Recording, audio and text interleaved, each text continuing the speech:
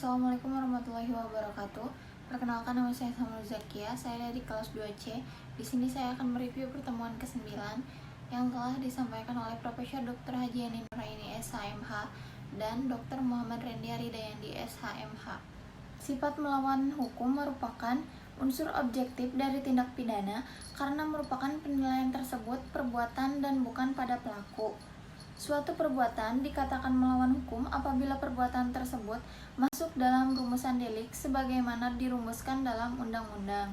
Perbuatan yang memenuhi rumusan dalam undang-undang tersebut tidak selalu bersifat melawan hukum, sebab mungkin ada hal yang dapat menghilangkan sifat melawan hukum perbuatan tersebut.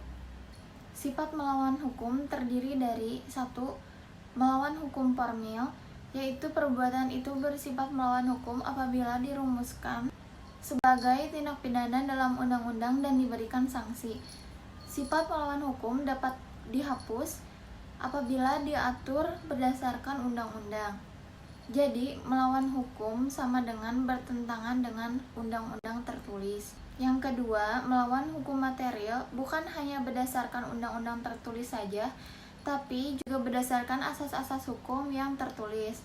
Sifat melawan hukum dapat dihapus berdasarkan undang-undang dan aturan atau hukum tertulis dan hukum tidak tertulis, yaitu sama dengan kebiasaan. Sifat melawan hukum material dibagi menjadi 3. Yang pertama, dalam fungsi negatif, mengakui kemungkinan adanya hal-hal yang ada di luar undang-undang untuk menghapus sifat melawan hukum yang perbuatan memenuhi rumusan undang-undang.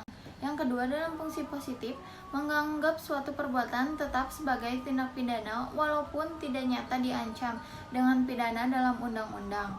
Jadi, mengakui adanya hukum tindak tertulis sebagai sumber hukum positif.